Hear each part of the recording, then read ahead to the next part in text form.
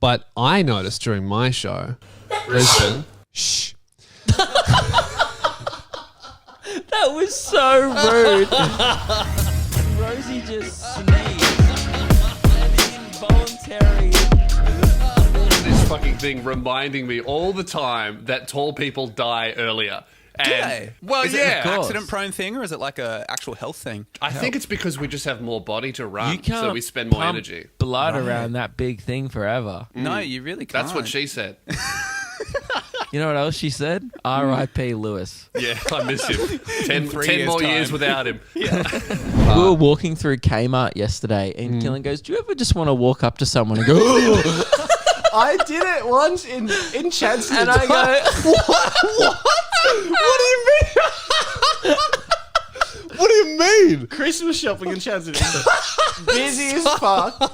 And we're walking. And "You're like 6'4". You can't walk up to someone and be like, "Oh." you know where the Hoyts is, and there's all those fancy stores. Baby and I are walking, and there's this small little Asian woman. Oh, coming towards come us, on, and I go, No, I can't do that. The poor woman.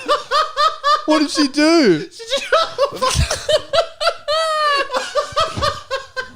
Man, speaking of like the fake fans of the podcast, not that it doesn't matter to me. Just someone who got really angry in the line. Someone's like, "Man, I love the podcast with Lewis." I was like, "Oh, thanks, man." And he's like, "Yeah." And then someone else in the line heard that and goes, "Oh yeah, fuck Chicken Imp." And then the person was like, "What? What's Chicken Imp?" And then the other person in the line was like, "Oh, you fake fucking fan, bro." Like he just started going off at him in the line, and I was like, I don't want to get involved in this. I'm like, I appreciate all listeners, whether you listen to one episode once in 2018 Man, there was a guy or all of them. We appreciate you all. There was a guy at the show last night, the Tasmanian Frenchie. His name's Frenchie. but His it's not name's your Frenchie, mate yes, Frenchie. yeah. Right. And he fully said to Lewis that the Luke and Lewis podcast saved his life. Yeah, he Oh, did. really? Because he didn't even say hi to me, that guy. I saw you talking to him, and I was like, that's weird. I thought he was really He's wearing the big Elvis jumper. Yeah, Yeah, I no, thought he that was a walked king. past me and was like, I heard him say, "Fuck this line," and then he walked past the line, spoke to you, and then left. Yeah. Do you remember that support? time where you and Keelan did that episode and I called in? Yeah. I was just at the footy. What? Do you remember that time? It was Queen's birthday weekend. Yeah. I was in Sydney, Yeah. and you and Keelan did an episode together. Because you couldn't make it. I was busy. No, you weren't. I was fucking flat out. I remember you called me for the Do You Know, and I was like double parked with beers. And That is pathetic. yeah. And also I was really worried about it because I ran into Hamish Blake at the game that day. Right. And Was that when they did the Andy Lee and Radio Mike episode? probably. Yeah. They were probably doing that episode. Yeah. Yeah. Because Hamish was busy as well. Yeah. And for some reason I was like, What? You reckon Hamish is going to text me? No, go, hey, I don't- Luke's I at the don't know, footy. but- Shouldn't he be but recording you know now? when like you feel guilty about something Yeah. and you're like, no one will ever know. And by the way, we never really concluded my my game confession. Yeah. The reason why I was so self-conscious, you called me for that Do You Know? Yeah. And I was at the ground and it was about like 27 minutes into the quarter, Yeah. and I was so concerned that the siren was going to blow in the background and you'd be like, what the fuck was that? And I knew Keelan would have known, like, wait, it's the Queen's birthday game. That's a big game. It's Melbourne versus Collingwood. Luke's in Sydney. You're a dog. I knew that Keelan probably would have tweaked. I knew you wouldn't have. I would have been like, oh, it was a boat. And you would have been like, cool. He's in Sydney. They have a boat. Must be at the harbour. Yeah, and then I was So like, then I would have been like, why the fuck are you at the harbour? but I felt so bad about it. And because like, again, I don't know why I was, you know, when your two worlds collide, Yeah. like because I saw Hamish, I was like, oh no, like Yeah. comedy world has collided with what I'm doing personally. Yeah. And I just, for some reason, was like, it's going to get back to him. Yeah. One of the cameras is like an old VHS camera. What's a VHS camera? Yeah, my Doesn't dad used work. to have one. Luke, mate. That's a good shovel. Want to wave to mum? Come on. Guess Yeah. what? Jack, don't put sand in his eyes. Jack. And then the camera just cuts. Yeah. Yeah. No sand in the eye. Yeah. That's exactly the vibe. And then it cuts like 4 days later. So Sharon's just the Give us a wave, boys. Give us a wave. Sharon, Luke's, and then I'm just wandering away. Sharon, go get Luke. That is every dad with a video camera. It's like, all right, and then hang on a second, the settings are broken, and it's just like really zoomed in on dad's head. Is that on? Look, one of the things like I really wanted to bring up with you, and it was the most shocking thing I've ever heard in a video.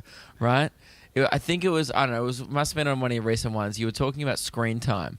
And about how, how internet, it was your video on internet, how it kills creativity. And I thought you raised a lot of good points, and I was really interested in that because I often feel the same thing. Lewis and I talk about this stuff all the time. Yeah. Where it's like, dude, it makes me dumber. Like I sit there on my phone, I come out on the other side a moron, right? Because as soon as you go on Twitter, you lose brain cells. Bro, I get so angry so quick. I'm like, well, fuck you, and you.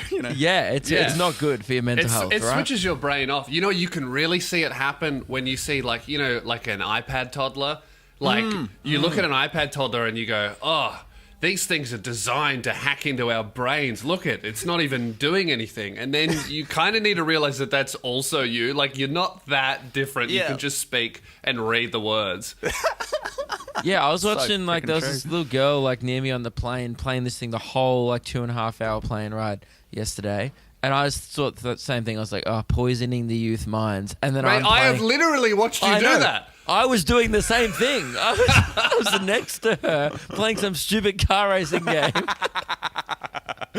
Anyway, you raised this really good point where you said, I don't know, for some reason I've never even thought about this before, and it's all it is maths, but it still blew my mind. Well, that's why I've never thought about it. That's why. It's because you said if you spend 4 hours a day on your phone, if you have an 84, say if your lifespan goes for 84 years, that's 14 years of your life is spent on a screen. It's cooked, right? Yeah, I literally have that exact printout on my wall right there. And then I even then you like can even subtract sleep from your life. So sleep's a third. That's fun. I'm happy to be unconscious for a lot of it. So am I. Honestly, sleeping's fun. Early death, like every single night. That freaks me out because I just checked my screen time and I've got a solid 7 hours here. I mean, I am in lockdown, but, I don't think it's... 30 years, dude. That's 30 years. So, really, if we think about it, my life's pretty much over now, Well, then you can make that when you turn 30 video pretty easy. But when your screen time turns 30, things that you wish you knew. Yeah. But I noticed during my show, Brisbane... Shh. That was so rude. Rosie just sneezed. An involuntary thing. You're allowed to sneeze. Yeah. She's just started working with you for 2 weeks. Like, oh my God, how's working for Lewis? Well, I sneezed and he shushed me. I think I would love to do that to a stranger on the train. Like they do one sneeze and you just go, shh. I would love to do that. That would be crazy because if someone shushed me on the train for sneezing, I'd be like, excuse me? Yeah. Like, if you shush the wrong person, especially on the Frankston line, you are looking for a hit. What gun? Yeah, you are hungry for a fist. You know what is a good one? You sneeze, someone says bless you, and then you go, you're welcome. Even better, can I one-up you, all right? You sneeze, someone says bless you, and you go, shh.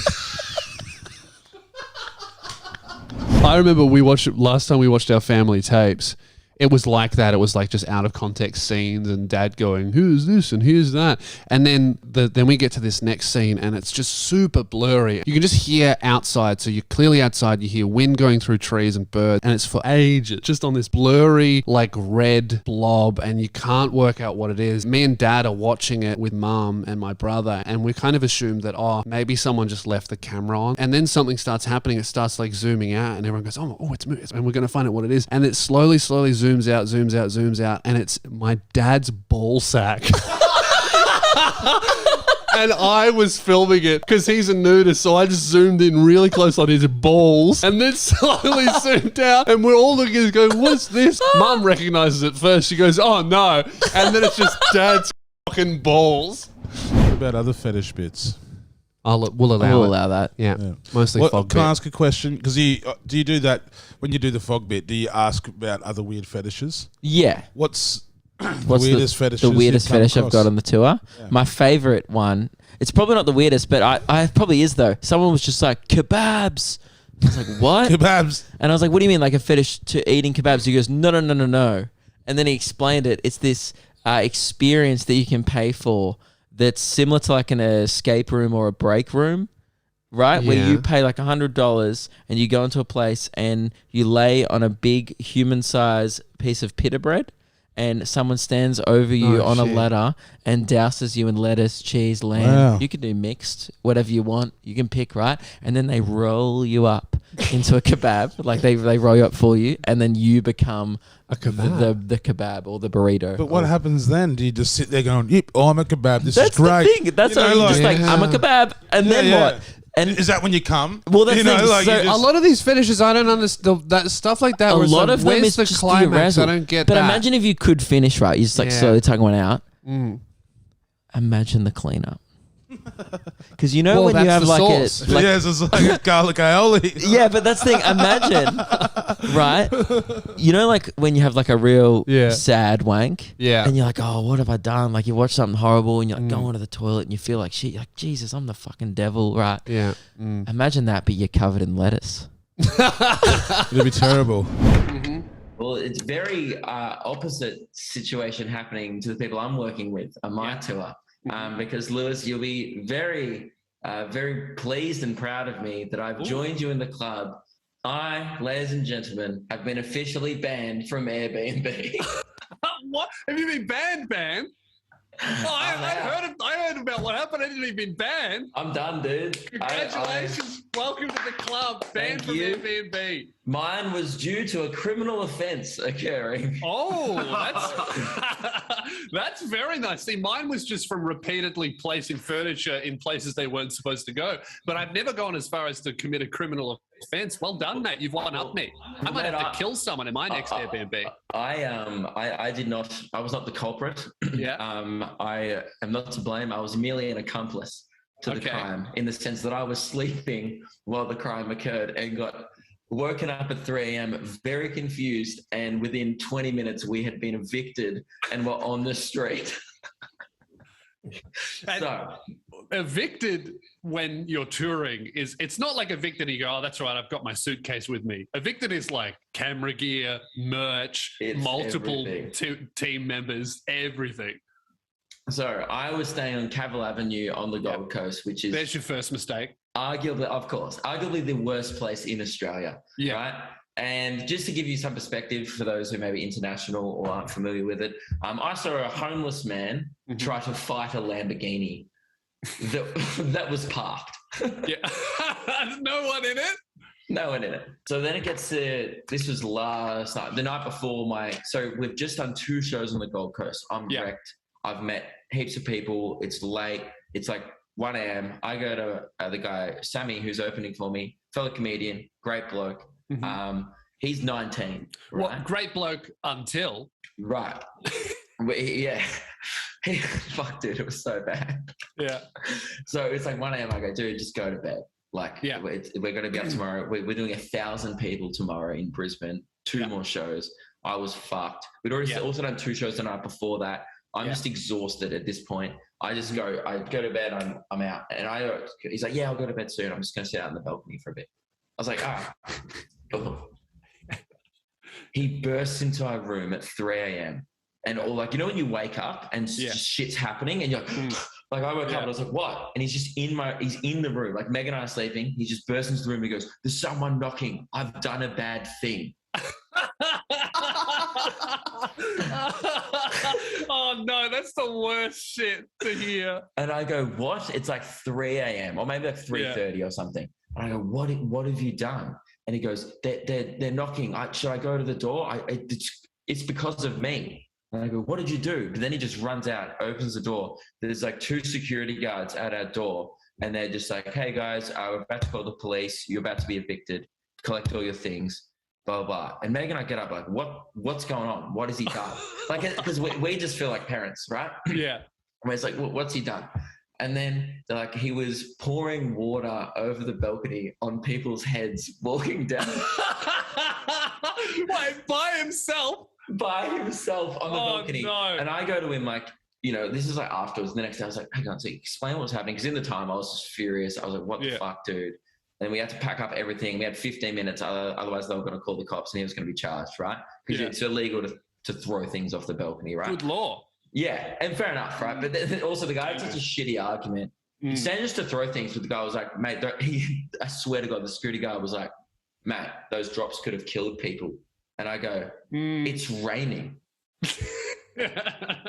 It was raining at the time. Yeah. Like slightly. It was raining earlier that night, right? And I think that Sammy's a bit of a fan of us, isn't he? Like before he started stand-up. I think he's listened to the podcast. Yeah, look, I don't want to completely absolve him of responsibility, but I think that this is entirely our fault. Yeah, Keelan, can you? I think he's taken because Lewis is coming through.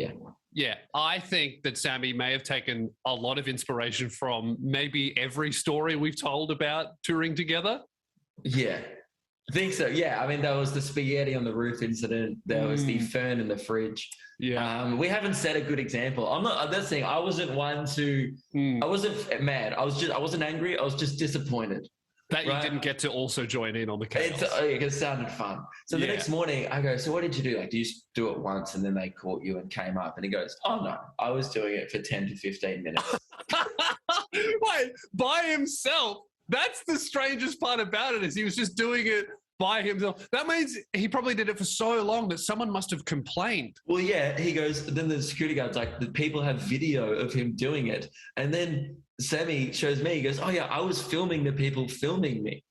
And then he shows me this screenshot the next morning of these people looking up at the building and he's looking over, taking a photo of them. And I was like, what are you doing? He's like, dude, that was just so funny. Like I was pouring water on them. And I was like, it was 3 a.m., go to bed. Nah, that's fucking funny. I really like that. And I especially like that because he wasn't paying for the room, you were.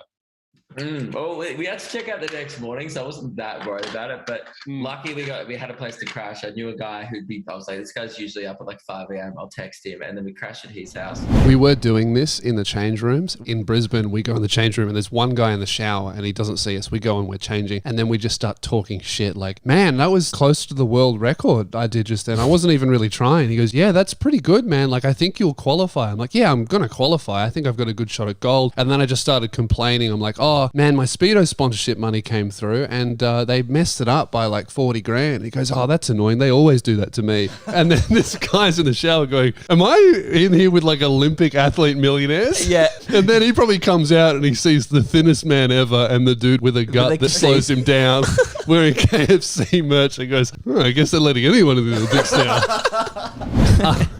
So anyway, Greeley's there, right? Yeah. Now, if anyone's known Greeley ever, if you can listen to the podcast with Greeley, he has some stories. Loves a chat. And he will tell all of his... good stories. They're great stories, but he has some fucked stories. And he will tell them regardless of who's there and who else is around, no matter who's listening. Yeah. So he is socially illiterate because he doesn't fucking read the room.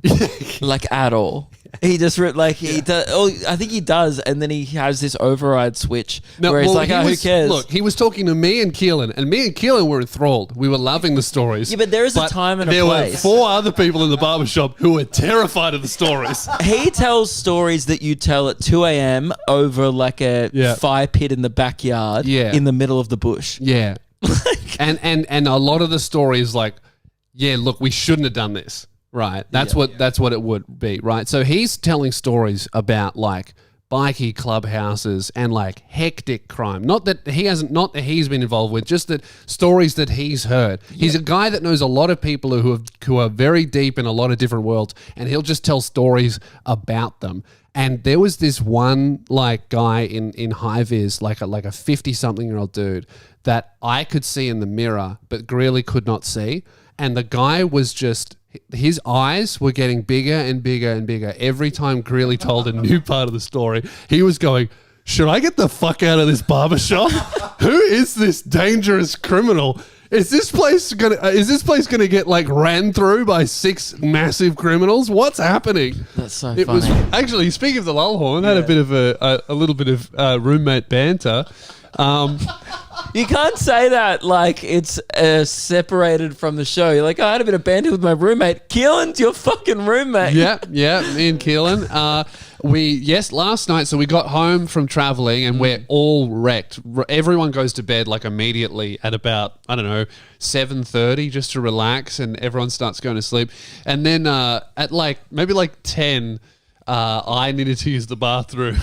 And so it's been silent in the house for 3 hours. Everyone's in bed. And I get up really silently and I see the lull horn and I went, this is good. And I just blast it in the middle of the night. And I say nothing. And I just know that Keelan definitely would have heard it. Was it good? Me up. I wasn't impressed. What's this shit I've been seeing on your stories where every time Keelan orders Uber Eats, he offers them challenges to do an extra tip? One of them was writing, "Will you marry me?" on the order. And then my favorite has been, he says, "Do not knock." Instead, for extra tip, literally written like a child, yell, "Bingo, bango, the coffee man is here." Yeah, we've been doing that with every offer because we're in 2 weeks quarantine, so we can't even leave the house to exercise. So this is the only entertainment we have, is when the Uber driver arrives, we all sit there, me, Keelan, and Rose, and we're like, oh, are they going to say it? So far, no one has said it. 2 places have written, credit to them, lovely "Will you marry me" notices, which is beautiful. I don't know who would propose over an apple crumble, but, someone would. Oh, wait, no. This morning on Lewis's Uber Eats, it's set to default when the coffee man arrives. It says, "I love it when the coffee's done," for the Uber Eats driver to say, which is a very niche joke. Yeah, so I have been doing this as well. I've been telling them to say, "Don't knock," instead say, "I love it when the coffee's done." And I did this once 2 days ago when we ordered coffee, and then I was the only one awake, and I ordered coffee for myself again. And I didn't realize that if you write in instructions, it default adds that to all your future orders, because it's only really supposed to be, "Here's how you get into my building," not "Please say something stupid when you arrive." So this morning, I'm really tired and out of it. I'm the only one up. The Uber driver arrives with coffee for everyone, and he's real happy, and I open the door and he gives it to me and he goes, "I love it. I love it." And I look at him, I'm like, what are you doing? I look at him like he's the weirdest guy ever. And then he gets all weird and self-conscious. I take it in, I'm like, what a fucking weird Uber driver. And then I put it down and I look at my phone, I'm like, oh, that's what he told me to say. So he must have been so confused and embarrassed. He goes, "Oh, that's what he asked me to do. What did I do wrong?" Cafe, how can I help you? Hey, I'm having some trouble ordering over Uber Eats. I'm trying to order the cheesecake, but every time I order it, it just says forbidden. So which cheesecake were you trying to order? Just the regular cheesecake, but a message just pops up and says that it's forbidden. The forbidden cheesecake. Because we do have... Do they have an we item? have 2 cheesecakes on Uber. So we'll have the Bass cheesecake and the forbidden chopped cheesecake. Yeah, is there a reason why I can't get the chopped cheesecake? Is it coming up as forbidden as in... Yeah, forbidden. You can't order it, or is it... Well, it just I'm looking at it now, it just says forbidden chopped cheesecake. Yeah, so that is the name of the chocolate cheesecake. Oh, okay. Yeah. So I'm allowed to have that. Yeah, definitely allowed to. Okay. But yeah, it's just what the chocolate cheesecake's called. You must have thought. Oh, okay, all right. Well, I guess I'll order it. Yeah, beautiful. Great, thanks for your help. Awesome, no problem. Oh, so I'm allowed to have that. Good stuff, boys.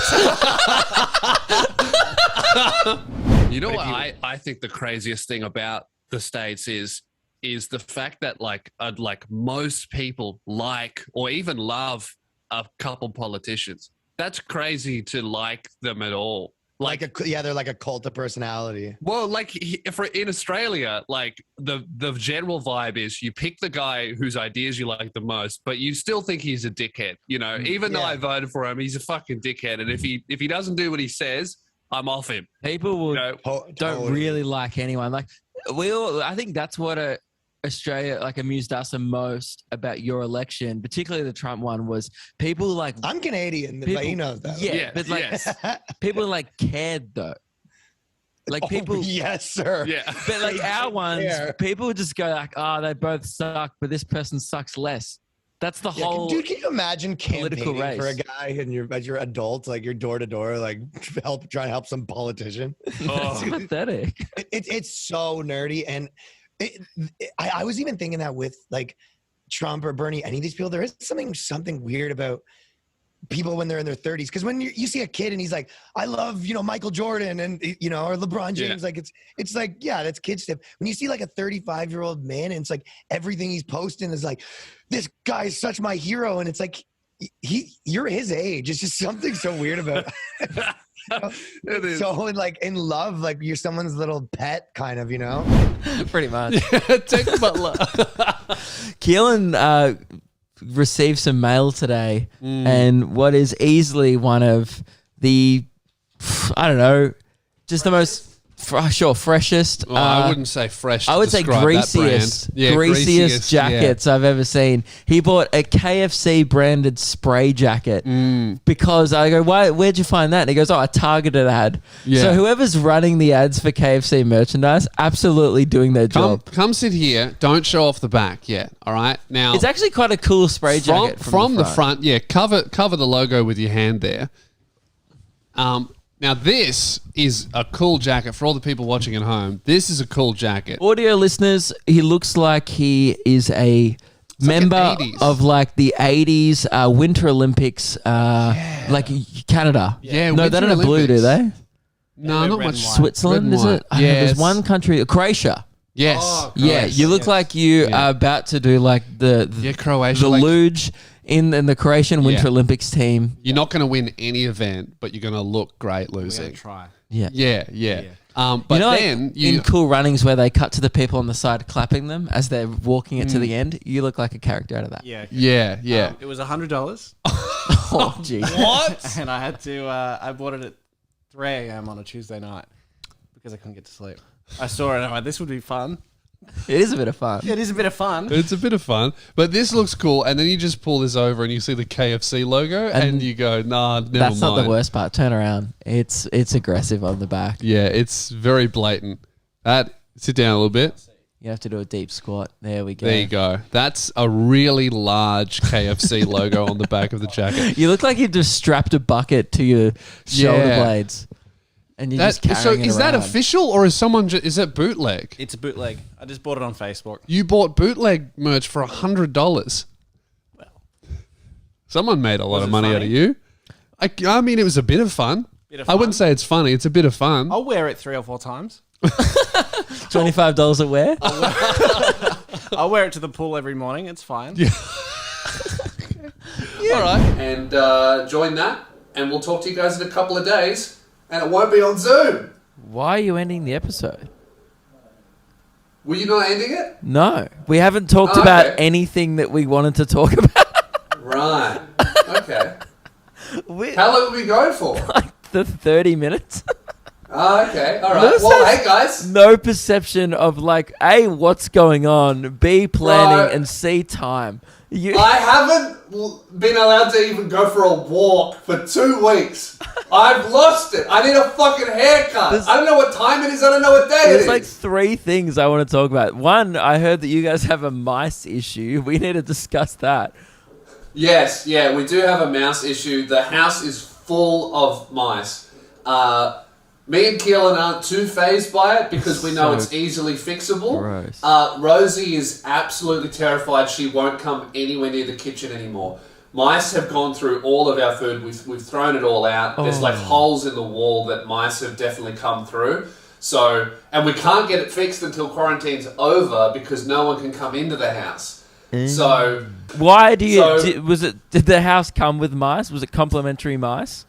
I think so. Or do you think you attracted the mice? No, we've actually been really fucking clean, to be honest. I think that there was just always mice like walking around. Keelan and I were very pro using a humane trap, like a trap that doesn't kill them, so when we release them somewhere else. Rosie put the foot down and said, "You must buy the traps that kills them. Also, we're buying the poison that they take home for their babies." She's going full genocidal maniac here. Yep. And we're really not about it. We watched a mouse die last night in a trap, and both Keel and I were like, yeah, we're not doing that shit anymore. Humane traps from here on out. Yeah, right. So we went through the tax return, every single purchase, expense, money in, money out, ran all the numbers, ran them twice. Oh, cool. Yep. So Luke and Lewis, the business, in the 2020/2021, the last financial year, made just under $1,000. Wow.